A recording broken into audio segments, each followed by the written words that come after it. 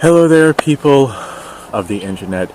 Interesting story for you guys coming from, yet again, a local gun store. There's a couple of them here in town that I don't really go to because either questionable people go to there or the people that work there aren't very friendly. What is it with people working at gun stores? They're either like the coolest, most friendliest people you're ever going to meet, or as soon as you walk in, like the one person that works there greets you basically hostilely, like he doesn't want you to be there. And it's like, whoa, dude, holy crap, calm down. And you just don't feel welcome. Or like, how about the ones who, as soon as you walk in, they just ignore you completely, like you don't even matter to them. And it's just like, are you running a store here, or am I not welcome here, or something like that? Very similar to like those Western scenes where some guy walks into a bar and everyone stops what they're doing and they stare at you and they're like, wow, really? You're going to come into this place of business? How dare you? But anyway, I ended up deciding to go to one of these places anyway. And whenever I was there, I actually started talking with another customer that was there. And we were talking about military surplus rifles. And the conversation kind of started getting towards the Enfield series of rifles, chambered in .303 British. And we were talking about some of the pros and cons of the Enfield series and how much we enjoyed them. And I was like, yeah, man, the number 4 Mark I is probably one of my favorite surplus rifles. Whether or not you want to call it number 4 Mark I or insert your star or whatever sight alignment you want, whatever your choice of preference is, I don't care what it is that you pick. But I was like, one of my favorite preferences is the Enfield rifle, and I like the aperture sight on it because I'm blind, can't see anything, and having a leaf sight forward of the receiver is a little blurry, so having an aperture sight on the rear of the receiver just allows me to be able to see better. But while we were talking, we had this older gentleman. It was me and somebody who was about my age too. We had this older gentleman come walking over to us, like speed walking, like you know the range safety officer style walk. That's what this guy was doing, complete with cargo pants, polo, and over the polo shirt khaki vest. That's what this guy was dressed up in. He comes like monster walking over there to our conversation, and he interrupts us and he starts talking about how the Mauser style of rifle is superior to all other platforms out there and nothing even comes close to it, and it's so dramatically superior to everything that the United States had to copy it. And whenever he was just like rambling on about the Mauser rifle, me and this guy we looked at each other and we were like, okay, I guess that this is happening now. And instances like that are one of the things that I absolutely hate about this gun community. I mean, I love the gun community, and I love the fact that people have favorites. But whenever you have somebody who aggressively and assertively forces their opinion onto somebody else because that somebody else is acknowledging that some other thing exists and is actually pretty damn decent, and they're like, they're not talking about Mausers, let me go over there and just fix that, I guess. So Mauser is definitely one that has a very large cult following. They're excellent rifles, don't get me wrong. They're so excellent that a lot of your modern rifles are based off of the Mauser 98 action. The earlier Mausers, not all that the best. I know the 91 pattern had a lot of issues, and the 93 pattern was definitely an improvement over the 91, mostly for magazine-related issues. But the 93 was still not all that strong, especially in comparison to the 98. I know the 96 had a lot of safety features updated and whatnot, and then the 98 is like one of the strongest actions that you can have in a bolt-action rifle. However, for the cartridges that these rifles fire, I mean, other rifles are, the actions on other rifles are absolutely strong enough to be able to handle those other systems as well. So, although people absolutely adore the Mauser, I also adore the Mauser. Like this 2447, I've been making a ton of videos with this thing right here. And I've just been sending a lot of lead down range, and I like the Mauser. As a matter of fact, I'm serious about this. I actually ordered myself another Mauser. It's a sporterized Mauser, but I got it at a pretty good deal. Won it at an auction, and I'm looking forward to having that one delivered. I'll probably make a video on that one at one point or another, I am sure. But whenever I'm talking to people about Mauser, a lot of people are just like, yeah, Mausers are good rifles, I like them, but I also like the Mosin, and I also like the Enfield, and I also like the Arisaka, and I also like insert XYZ rifle here. I mean, I know I like the Carcano rifles, Carcano, however it is you want to pronounce that. I like those rifles simply because of the 6.5 Carcano and how delightful it is to shoot. And I really like the carbine versions of those rifles because you have a nice light shooting rifle that is still pretty gosh darn powerful. It's still a full power rifle round if you're using a full power rifle 6.5 Carcano.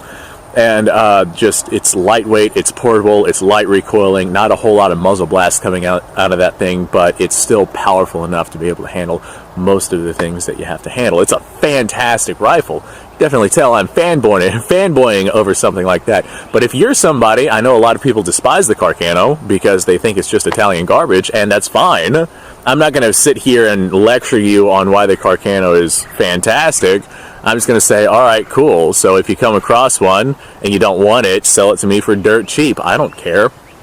But, oh God, why don't you stay right there? Actually, this is a good example. It's not just, what's the word I'm looking for? Military surplus stuff. It's modern day stuff as well. Like High Point. Holy crap, guys.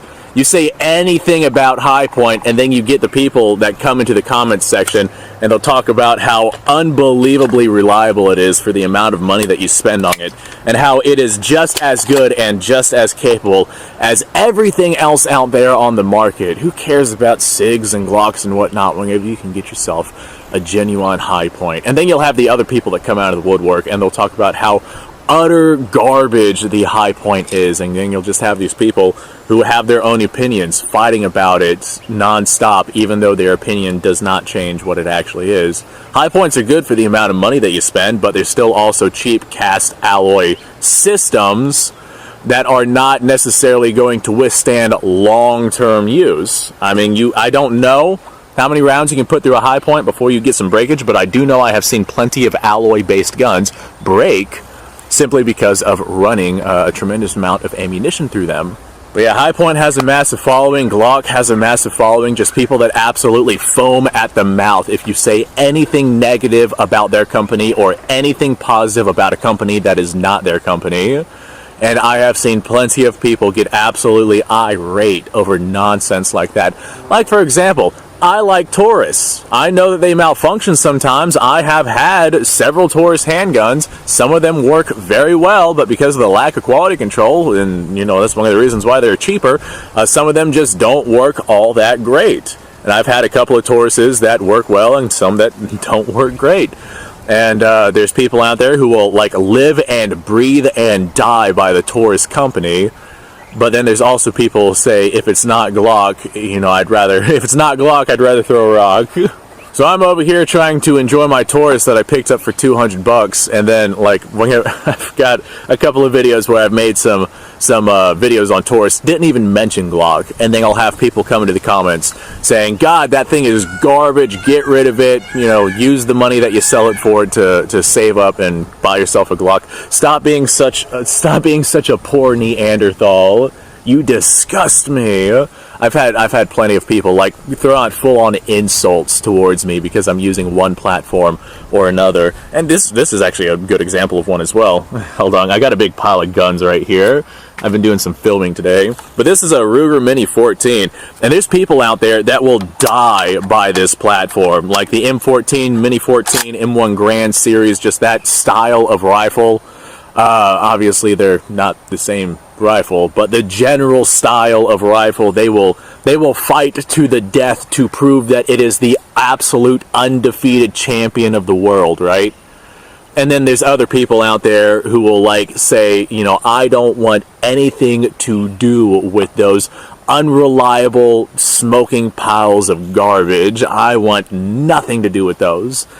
And then those people are just kind of like butting heads and whatnot. And I'm just like, okay, you guys have fun with that. I'm going to go make a video on what happens whenever you hit a watermelon with a 77 grain projectile out of a Ruger Mini 14. Y'all keep yelling at each other, though. The comments are good for the algorithm. Meanwhile, me and the people who are actually here to have fun and get entertained, they're going to watch me send some lead at this old car, this old Buick that I have on my range, and we always have a good time with that.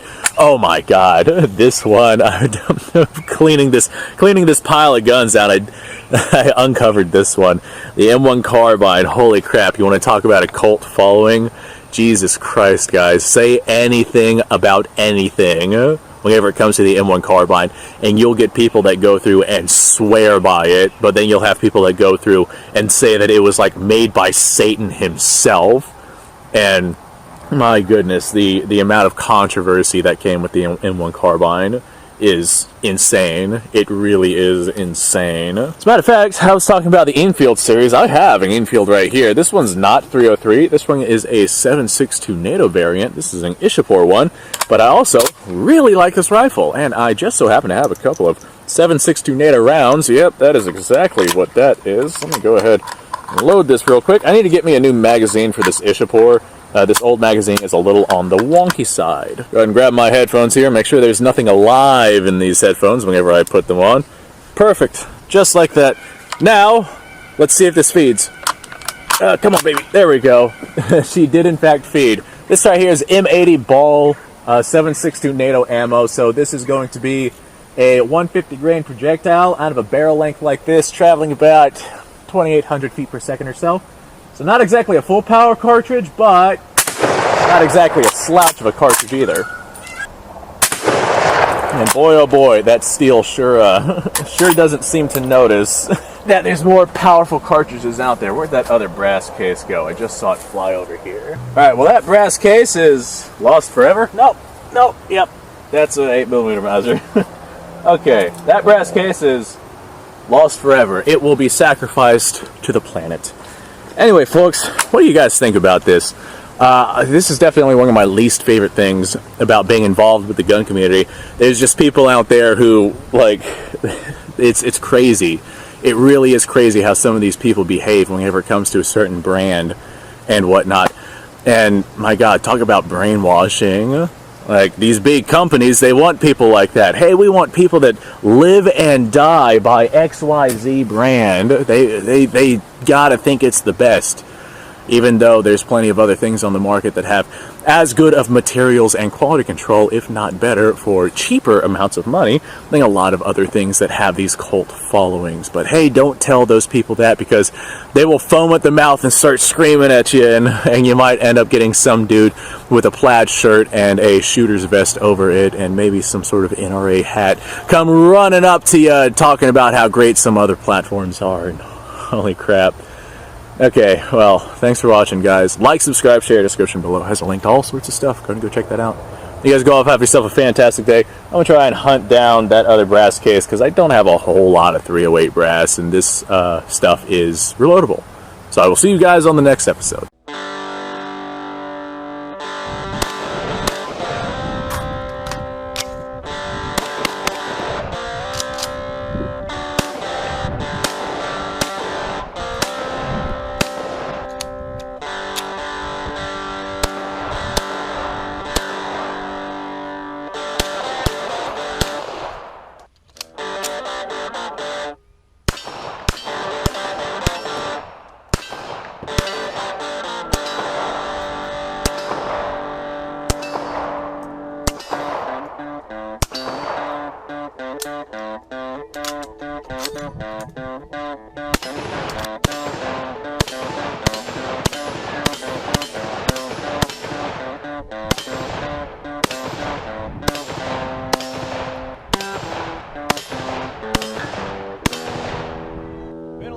Since I've done this.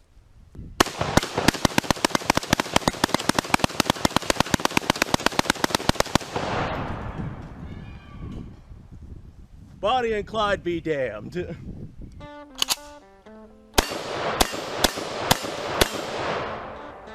Poor man's Garen.